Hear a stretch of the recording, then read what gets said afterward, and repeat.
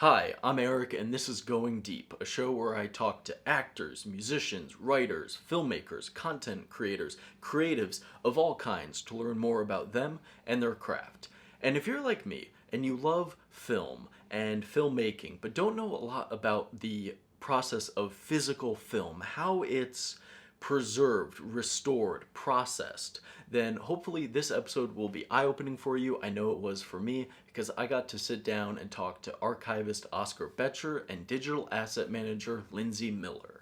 Both recently got their masters in archiving and preservation from NYU. Their knowledge in this field is insane, so whether you know a lot or a little, I hope you find our conversation as interesting as I did.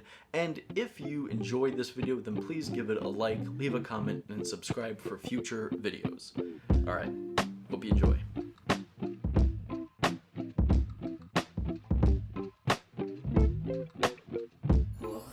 Yes, good to see you. Good to see you It's like guys. an old Abbott and Costello thing. Yeah, well thanks guys for doing this. I wanted to get right into, the restoration and the archiving stuff, but really fast, Oscar, you in passing said that you had like a lobster job. Were you a lobsterman? Oh. Like Manchester by the Sea kind of stuff? Or? Yeah, well, pretty close. So right before I became an archivist at the L. Jeffrey Selznick School of Film Preservation. Super awesome experience. But then afterwards, COVID hit, and in every field, jobs were difficult to get, but in archiving and preservation, almost impossible. So there were no jobs coming up, so I basically, I at that point was working on like nitrate film in like the Louis B. Mayer conservation center there, and I made this awful decision based on money and economics to go back to Marblehead, but I had an amazing time and I got to learn about lobsters, I got to learn how to cut fish and all this kind of stuff, so I worked in like a fish market, and I always said every day that I was there, and because they always knew that I would talk about film and stuff like that. I was holding down like multiple jobs at the time, but I would always say, I'm sorry to keep going, but I would always kind of say that it's not that far from archiving. There's cold storage, there's organization, there's like this, and then there are all store like crab and lobster. Yeah. You can't put the crab with the lobster, and there's so many like legal and like what's it called situations with lobster that you have to keep it so incredibly the right temperature. If you keep it like in a few degrees lower, you have to throw it out at the end of the day. So. Taught me a lot about that kind of stuff. Wow. Interesting. And Oscar, I know you didn't really start out in like the filmmaking side. You didn't really either, right? It was like just this technical side of things? I did start out with filmmaking, okay. and I guess my background's in video production and podcast production. That's what I kind of did during college. Oh, okay. So what drew both of you to this specific field of like archiving and... So when I was in college, I didn't know what I wanted to do with my life, as pretty much every person in college is. Sure. And I love like every aspect of filmmaking. I love pre-production, I love production, I love the post-production. There are so many different jobs that I enjoyed doing, but I also knew that it's really grueling work, and it's not always stable. And that was just something I wasn't really interested in doing. But a question I kept asking a lot of my professors was, what happens after a movie is made? I'd see like dead social media accounts from like movies that had previously been released like the past year, and I'd be like, what happened to that film? Like, what is it? And no one could really tell me. In fact, one of my professors was like, I think you need to go to grad school for that. So that's how I kind of decided to pivot away. And then I was very lucky. I got a job digitizing home movies at a very small digitization vendor right after I graduated. It was just kind of like by chance it happened to pop up on Indeed, and I applied on Indeed and I got it. So that was kind of how I really got my first experience working in archiving and kind of the first exposure. Oscar, what about you? Yeah, I mean, like, it's tricky, because, like, as you said, like, because we've talked about this, I never really, like, I think it started with, like, an obsession with film history. I think when I first started watching movies, which was really young, like, my dad was a media professor, so he would kind of bring home things that he was teaching, and I would, like, watch, like, I don't know, really artistic shit, really, like, I don't know, art house things, not really understanding why they were there, why we were watching them. Yeah. But I just became obsessed with these great movies or bad movies or whatever, and trying to figure out what made the good ones good and the bad ones like bad. And because my brain doesn't really work that way, I kept kind of trying to take them apart in my brain. And again, since I didn't have that production like background, they were just there in front of me. So I'd start studying the actual material that I would see overlaid over them, which I'd only come to later realize was, like, you could see film grain, you could see digital interlacing, you could see the scratches, dirt, all this kind of stuff. And once I started delving more into that, and especially in terms of, like, different generations of film, then I was just kind of like, I mean, that kind of, like, coincided with, like, me and my studies, which just, like, opened the entire door to actually not just learning about that kind of stuff, but actually getting to handle this stuff and trying to figure out how to mitigate those actual remnants of time, or remnants of, I don't want to say remnants of materiality, but remnants of the stuff which kind of scratches up that clear image or whatever. But again, I don't work in restoration. I'm very much in the, I just like to get my hands dirty and look for for old stuff. Okay. So, yeah.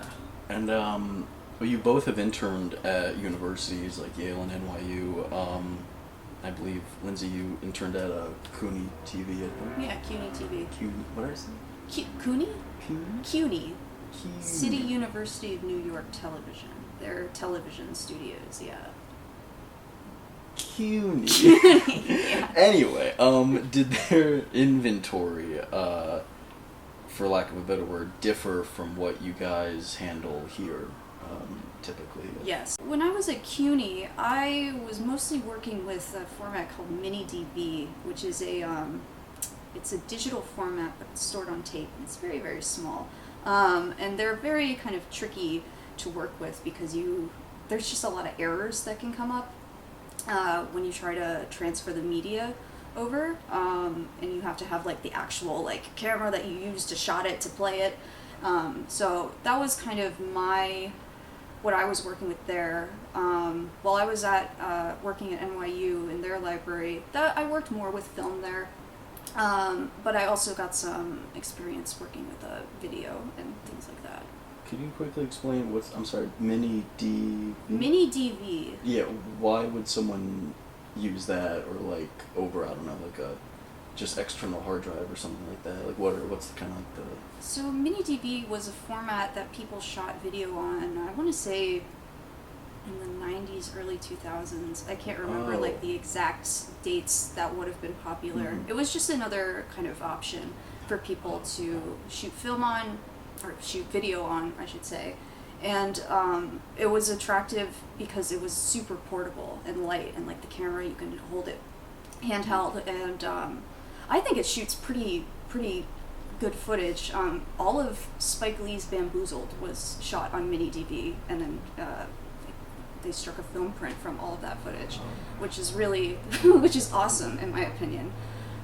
So yeah, that's what MiniDVs are. Oh, I got it mixed up in my head because I remember one time you talked about the LTOs. Yes. Yeah. And that's a tape, right? That's also a tape. Okay, but that's see. a storage format. So that's why I was like, what are these external hard drives? Like, well, because you can't film on that. There's a lot of different Gotcha. acronyms, and I always have to re-explain, even to myself. It's just like, what does that stand for? Yeah.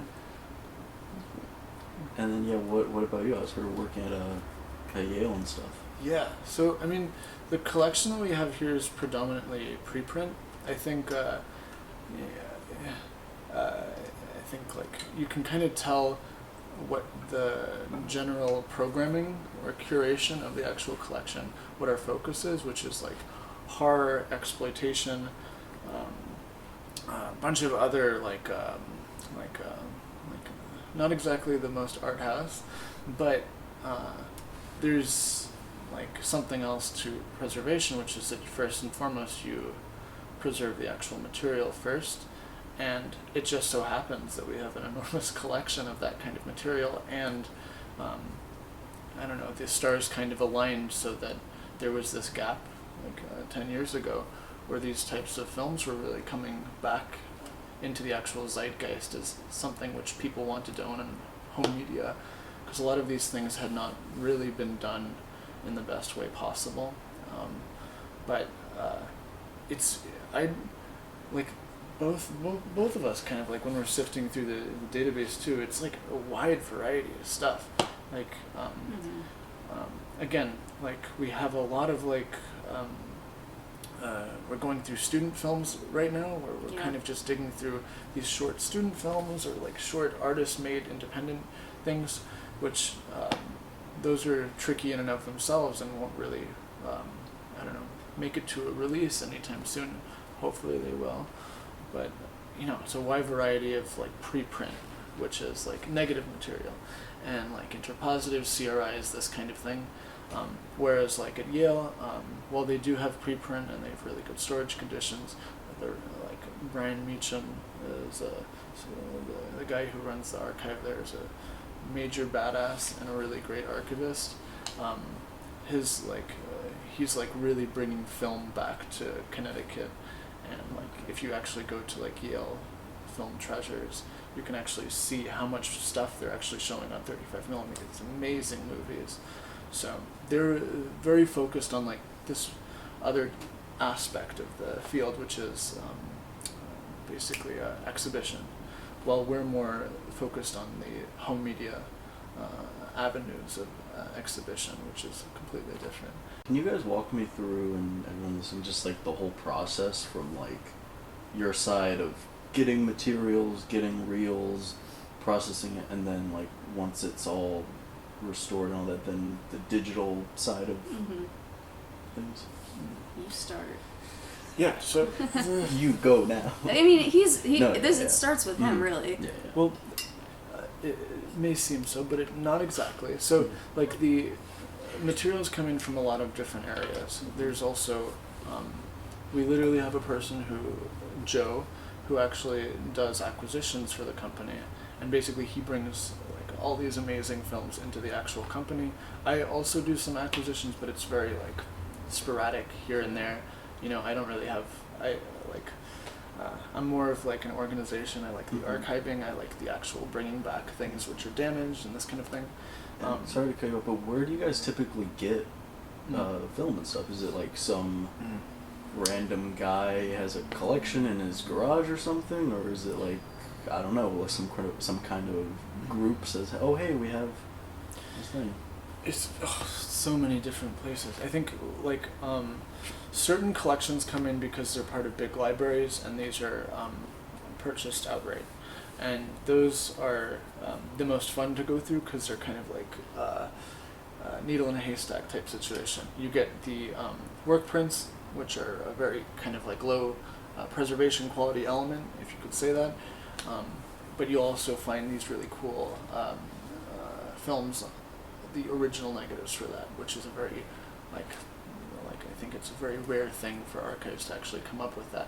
And I think that's just because of the fact that like the people that we work for are super like interested in actually just that process of digging through and finding things. So that's one, like larger libraries. Sometimes individual acquisitions will come from filmmakers or people involved with making the film. Sometimes it's actually like a star of the actual movie, or someone involved in production, like an editor. Editors, oftentimes, cinematographers hold on to the original negative, but that'll kind of happen. But the primary difference between how we bring in materials here, which couldn't be from like garages and that kind of stuff, which not a good place to store film, But the primary difference is that while this is a releasing company, we work for a releasing company, first and foremost, we try to save the material first, in most cases. So, while a lot of other companies, no shade to be thrown, because this is also just a way of doing it, it's a business, but you purchase rights first, and then you hunt for the best possible element.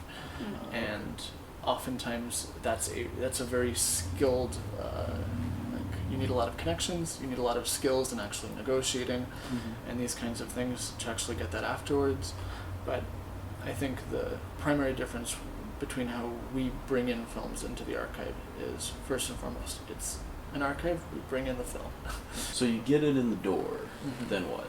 So then once it comes into the door, basically, it depends on the situation. So if it's like a print or something which has a little bit more use, and it's the only surviving element for something, like if there's something to be coming out, maybe like a rights lapse in like 2 years, but it was one of the first things that I looked at, where basically it's the only surviving print of this really cool sci-fi space movie. That's all I can say. But basically, that's the only surviving print in existence. It was purchased from a collector, and then you'll kind of look through and see whether or not it's filmed. So basically you see if there are any frames missing. And if there are any frames missing, you may possibly have to go look for other possible source masters. Like if worst case scenario, you may have to go to like a 1-inch tape, or like some other form of like tape material, which again, not exactly my area, but I love tape nonetheless. More Lindsay's area. But I think, first we determine whether or not it's complete, kind of like, you can also kind of tell how long a film is, and that'll also help determine its completeness. Restoration is about bringing it back, and preservation, to a lesser extent, to some extent, is kind of about bringing it back to that original showing, when you actually don't have any scratches, because things were released and shown on prints. After a week, a print will look different. So the ideal is to bring it back to that first showing when it has only been run through a projector or a scanner maybe once privately or something like that. So we're trying to create that original first night experience, and that's just what everybody is like obsessed with here. Whenever we find out about a new cut or something, or new sequences, that's something which automatically gets pushed up in terms of like, oh, that could make a cool release. And really quickly, how can somebody take the prints that you're working with and then remove scratches, or I don't know, like fix the color so it doesn't look faded or something like that, to bring it back to the first screening quality, I guess? Yeah, it's kind of like in between both of our Yeah. areas. Okay. So it's like It's mostly done by software. They've quite literally, it's called like dust busting, or at least I guess that's what it's called. Where you sit there and you edit out all the different kind of grains, and when you see a little speck, you go. It's not like a chemical wash or anything. No, like we that. don't Okay. actually do it to the actual film. It's all in post. Okay. And in terms of like, that's where the color correction happens. You have to make sure that the audio sounds okay, and that it's synced up to the picture. You add captions, right? I need captions for everything now, so thank God for captions. So that all happens kind of restoration, so in between us. Oh, okay. So then once it's restored, and then on your side more of the digital Yeah. asset preserving Management, and yeah. managing, archiving side of things, what goes into that? So I'm mostly creating backups of all of the finalized digital assets. So that includes things like the final movie scan that has been, perfectly color corrected. That includes the caption files, anything, the special features, things like that. I create like a little package on the computer with everything, and I make notes of, does this actually, when I play this back, can I hear it? How big is this file size? Do I need to create a smaller file in case someone, wants it for streaming? Sometimes I have to create smaller access files. And then once that kind of package is done, I save it all to an LTO, which stands for Linear Tape Open, and it's a tape-based storage format, but it stores digital media. It doesn't make sense to me, but yeah, I preserve it onto that, and I make 2 copies, one that stays on site and one that will go off site, because it's really important to have off site storage. You never know when the building might, explode, as I like to say, flood, catch on fire. It's good to have your stuff in a different geographic location, just in case. So then, is there a reason? Because I feel like a misconception maybe is that, like, we'll just put it on digital, like that's safer, that's secure. What is the advantage of still using like a physical tape even though it's digital on tape? So what I like about the LTOs is that it is considered to be like offline storage. Mm-hmm. In order to actually access that data, you need the LTO reader to do it. So it's kind of like a security kind of thing, really. We don't want people to, hack into, or if we used cloud storage, for example, we don't, but we don't want people to hack into that, unfortunately.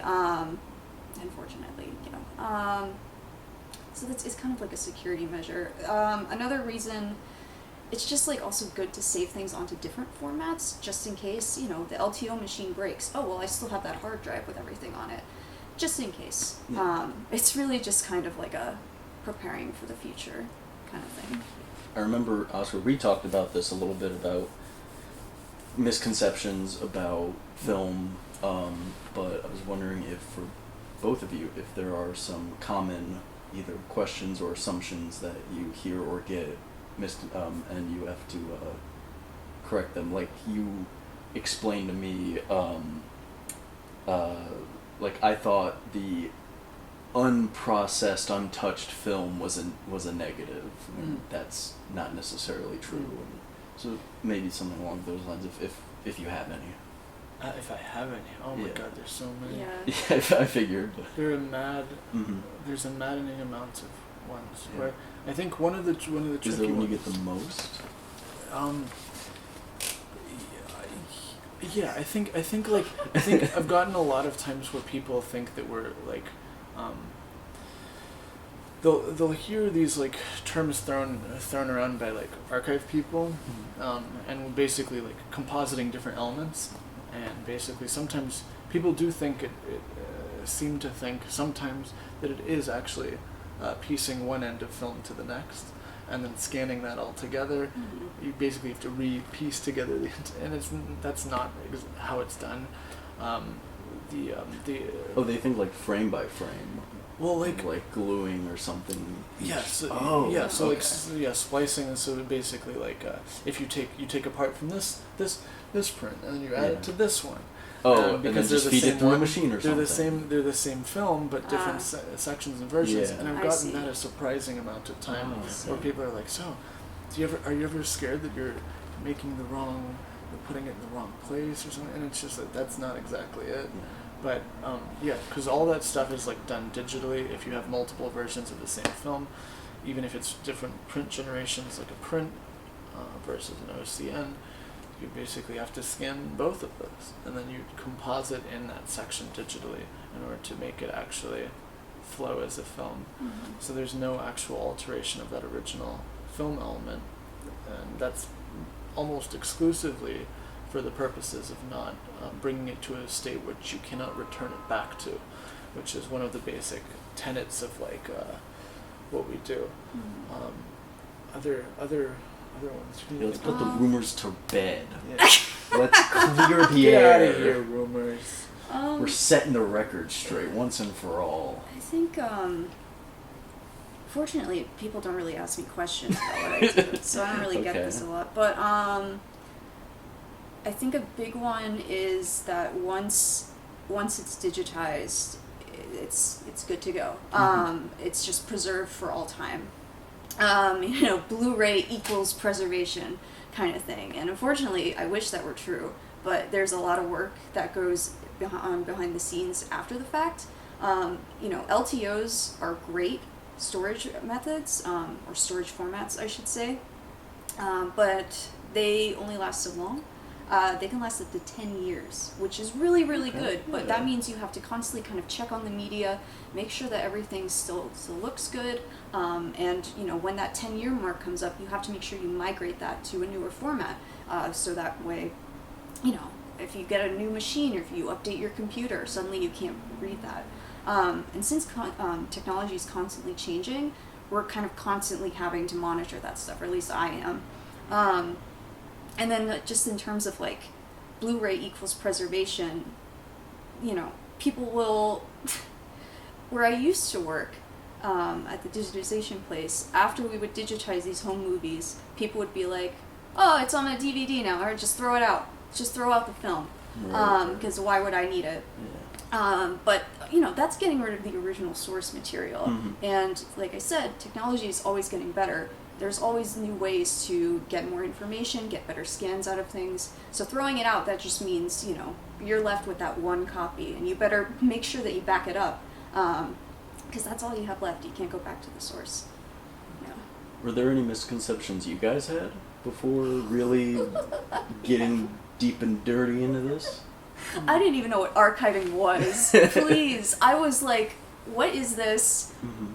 My first day, they were already like, my first day of school, they were like throwing out all this shit that like, I was like, am I supposed to know this? Like, you're all saying it so nonchalantly. I don't get it. Mm-hmm. So yeah, and I'm still learning every single day. I don't know everything. Of course. So I'm very just like grateful to that the archival community is very like open and like willing to share like what they know and have the resources. Yeah, that's super true. Yeah. It's so important to just continuously be learning, because like no one's gonna know everything. I don't know anything, you know, but I know enough about what I care about and what I like about.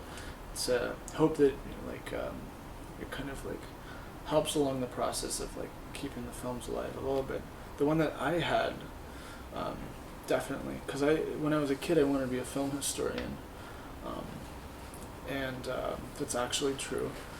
And like This whole everything else has been a lie. except for yeah, that. I'm just trying to pivot. I'm trying to pivot straight into like writing my perfect book about why film is cool, Mhm. the history.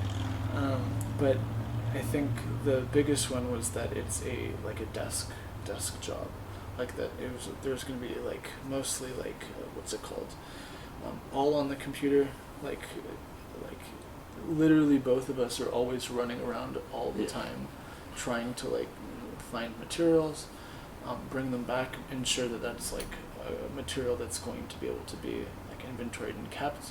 It's like and it's also like, as you said too, it's a super filthy job. So like when I come home at the end of the day, it's like it's like a coal miner or something, where basically always my hands are like completely filthy. The undersides of my nails are like covered in dirt, and I smell like vinegar, which is lovely. But I don't know. Like I think that's the biggest one, where I thought it was gonna be like handling like documents every once in a while, and then step back. No, it's like film archiving and digital asset management for sure. I will say I do spend a fair amount of time at a desk and a computer, so that's where we kind of, I do a lot of running around too, but there's often days where I am just sitting and screaming on my computer. So, Predictions. AI, artificial intelligence, it's the hot topic right now. Mhm. I Sure is. definitely predict that it's going to be used more often. I'm not sure in what capacity. I want to say maybe in the restoration field. I feel like that could be of use, but I also am very, very scared of AI. Not because of necessarily that it's going to like take my job or something like that. I just think that it's very powerful, and in kind of the wrong hands, that information can be misused. Yeah. Especially when you're dealing with like the identities of people. And you know, we work with pornography and things like that. That's just something we have to like keep aware of. Stuff like that. Yeah. I know, I think it's like the Google phone or something, they do a thing, and I think Photoshop, the newest update, has a lot of AI, like removing things from a background. Yeah, and stuff and like things that. like that. And it seems like that's like a simple, or not simple, but like that seems like a transition of like, well, there's this grain, so run it through this AI thing, get rid of all the grain or the scratches. Yeah. Yeah. I'm not sure if that actually exists at this point. Yeah. I'm sure there's like a filter or something, right? Because I don't do that, but it's gonna be here. It's gonna be here, and I'm not ready. Yeah. Is there a film or a piece of media that you guys were just really excited that you got to actually like touch and see and be like, wow, like this, yeah. If it was like maybe something, I mean, I don't know if I can talk about a specific example, You could but probably talk about things we have released. Oh, well, I know that yeah. in front of me is some cans of some classic cartoons. And Yeah. if that came in and I was here and someone's like, hey, check it out, I'd be like, whoa, because that specific cartoon was very near and dear to me as a kid. Was there Yeah. anything like that where you're like, whoa, this is here? I've worked with a lot of stuff that really kind of blew me away, but it's not stuff that I was familiar with. One example was when I did an internship at Cornell University. They have a really big human sexualities collection, and I was working with Susie Bright's collection, and she's a sex educator, and she like reviewed pornos, and she's one of the founders of On Our Backs, which is a lesbian magazine. And it was just like this whole, like I spent the whole summer like digitizing erotica, and it was great. I just listened to these audio tapes of like people just like wham bam thank you ma'am kind of thing. So that was awesome and just exposed me to so much. And then there's another film that I very briefly got to inspect while I was at NYU, and it's called Fresh Kill, and that came out in 1994 by Shuli Chang, I believe her name is. And it's just a fucking great movie.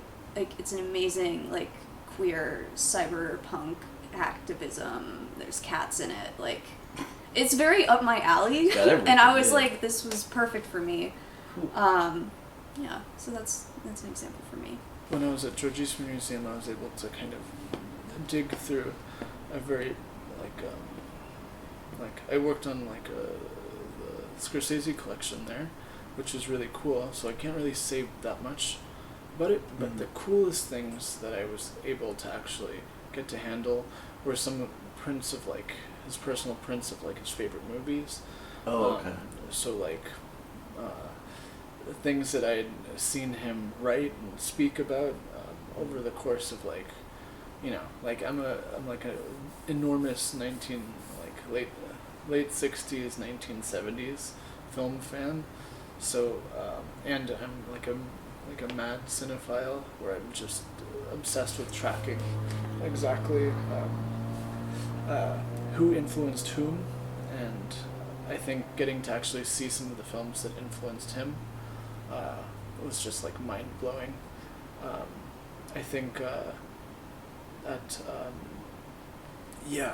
got to recently at Yale they just got the James Ivory collection, and I was able to work with his personal prints and work through that collection, which was really awesome. So like getting to inspect his print of Howard's End, and like Shakespeare Walla, which is now one of my favorite movies, really incredible. But some of the other things are like, you know, like original materials for like Night of the Living Dead is pretty cool. We're never gonna put that out, but Night of the Living Dead is pretty cool. Yeah. I think like other things like I don't know. When I toured the Eastman Conservation Center, I guess that's what it's called, I held the original camera negative of Gone with the Wind, yeah. but it was the reel where Clark Gable says the line, frankly, my dear, I don't give a damn. So I was really fucking pumped about that. That was really cool. I didn't hold the Wizard of Oz though. I was very sad that she didn't bring that one out. Yeah. Oscar, you were talking about polyester stock. Yeah. Is that is polyester stock like actually the film's strip is polyester or? Yeah. Okay.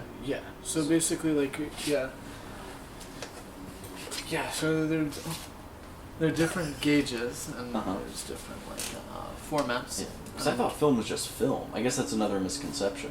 That's what I first thought I thought too. film I was was like, just- film is just film. Whatever film is. But what do you mean?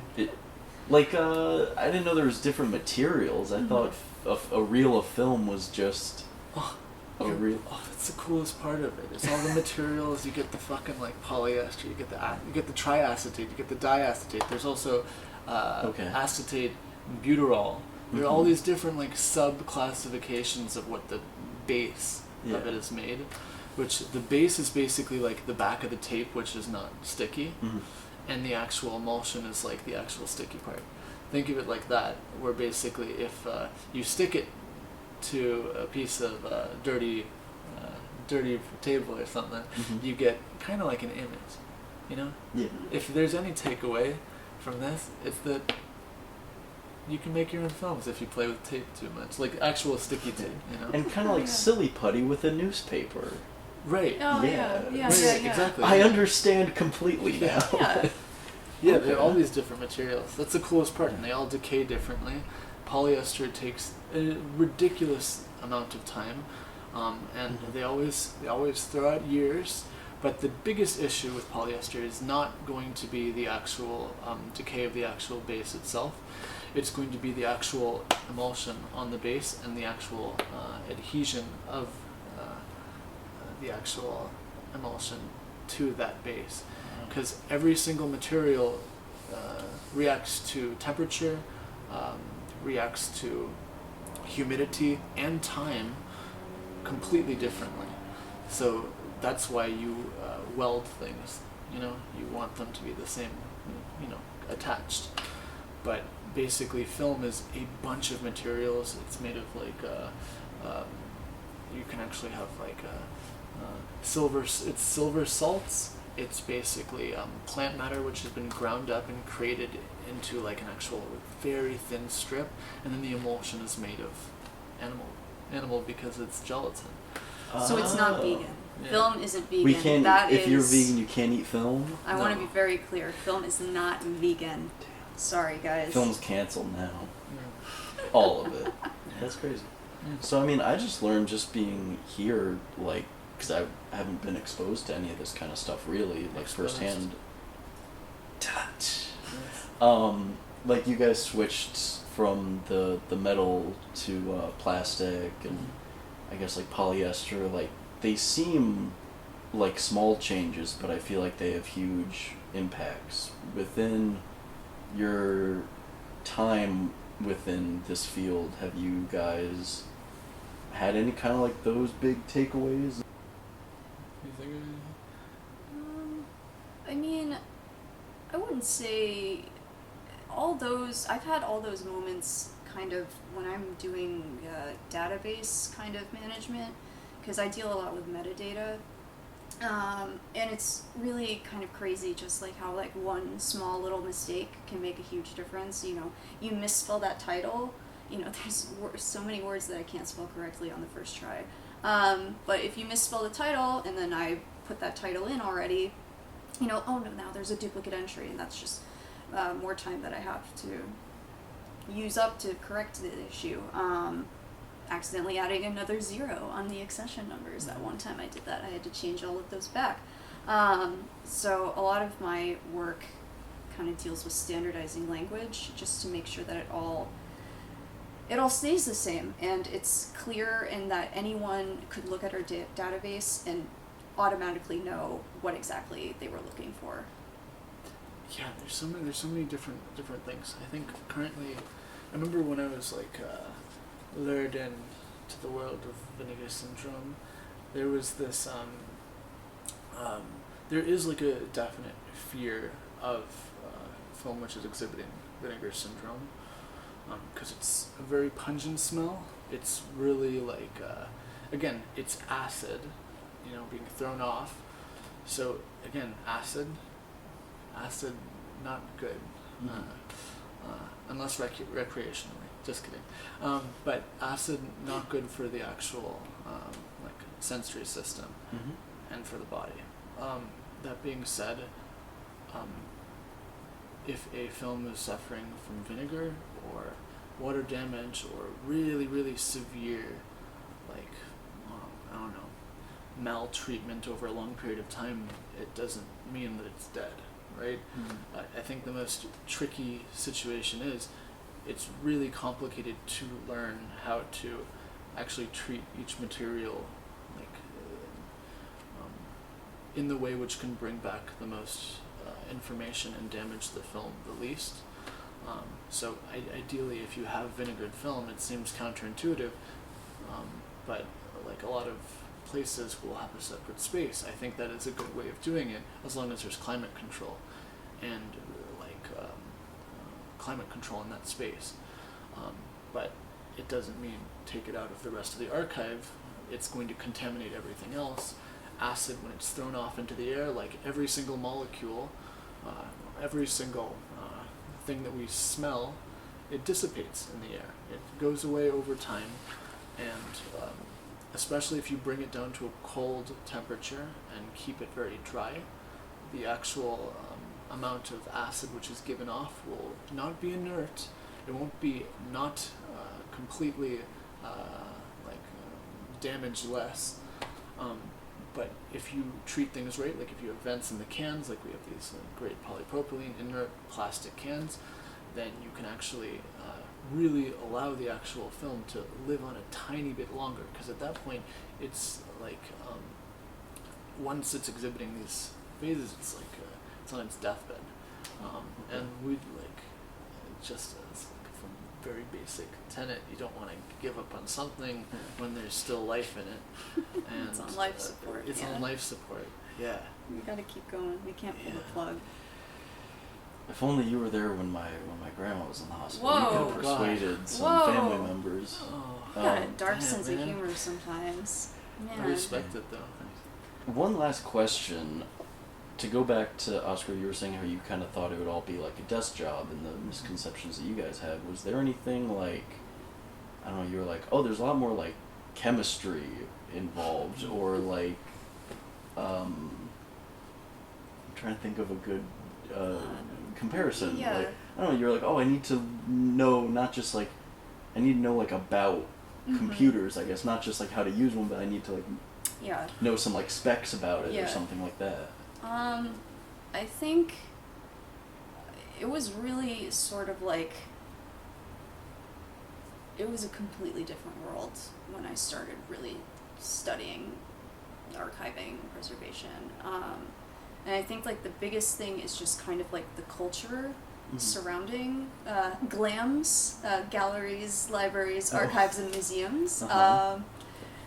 There is, a very specific way of doing things, and that's totally okay. But some of the practices aren't super duper ethical, and right now there's a lot of questions about repatriating. What does that mean? Is that the right word to use? Is that the right word to use? Like at the British Museum, they have a lot of looted artifacts that belong to places in Africa and Egypt and things. So like yeah, I remember giving them back that, to their home country. There's a lot of talk about that stuff. It was something that I didn't quite, I just hadn't thought about really before because I wasn't involved with it. So that was a big kind of eye opener to me. I think the biggest thing I just learned is that archiving is all about documentation. It's all about writing down exactly what is happening, the processes, because a lot of people, they'll work in archiving for their entire lives, and they will work up to, 70, 80 years old. That's because it is kind of a low-paying job, unfortunately.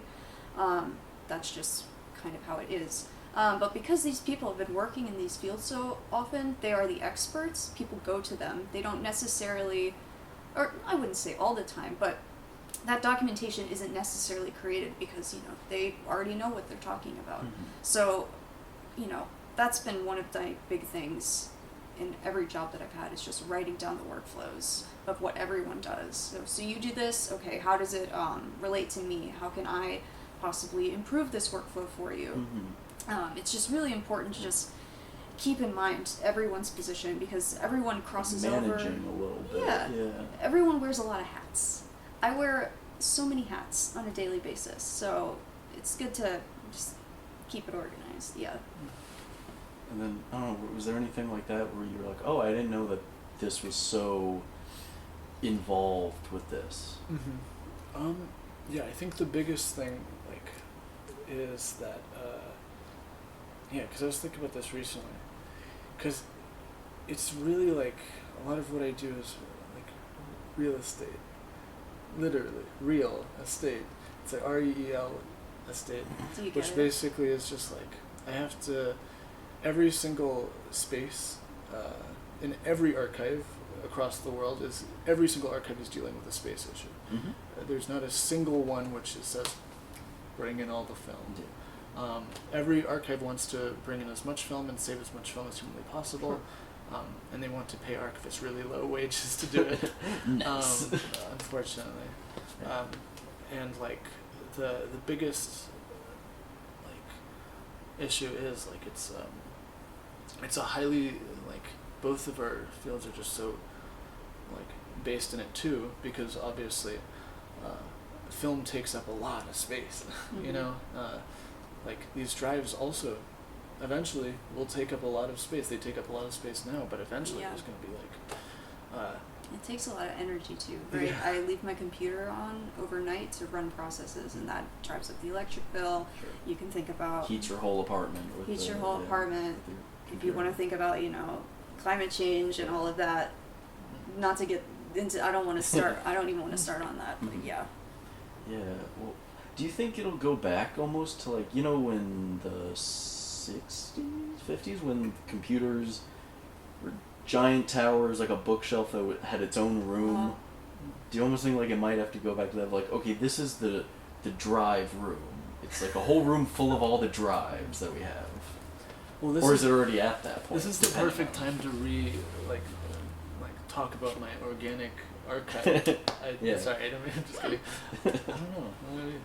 I mean, what you're basically describing is like a server, basically, or like a. Yeah, I guess I that's a guess server. I'll room, I call it guess, a yeah. data farm, kind of, where that's where cloud storage lives essentially, right? There are these big places in several locations across the United States, and that is where all of that information is stored. So it is very, very large, but they're kind of made up of smaller parts. I was doing research when we were buying our RAID, which is where we store all of our information on the computer, and Ryan, our boss, he was like, I don't know, a 200 terabyte drive, and I was like, that does Oh, that's probably that nothing, does not right? exist. Like Oh, it I think it goes up to like 150. Like Okay. that's the cap, but like 200 terabytes is like we haven't gotten to that yet, Oh, right? okay, And I okay. use a 50 terabyte Okay. on a daily basis, and that isn't even enough. I have to Yeah. constantly like get rid of things and move them onto different stuff. So it's Dude, that's crazy. Yeah. Just like I have I think the biggest one I have is like 4, but it's like nowhere near full. I should show you my 14 terabyte hard drives. Ooh. Yeah. Don't tempt me with a good time. That's Oh my crazy. God. But like They're broken too. But yeah, when I got my first terabyte hard drive, I was like, this is gonna last me forever, and it did last a good time. And yeah, I did have to get rid of some things here and there. Yeah, but yeah, I yeah. was like, but yeah, 1450. That's crazy. Yeah. I can't wrap my head around that, honestly. It's a lot. It's insane. I am constantly overwhelmed. I just take drawings of everything. Like I don't even use digital anything. I just draw everything. Yeah, I just draw the Yeah. film. Yeah. At the end of my day, I'm just like, that's good. That's the day. Yeah. Pretty cool thing. Well, thanks guys for doing this. I really appreciate it. course. And I learned a lot. I hope everyone else has. and Yeah. watching.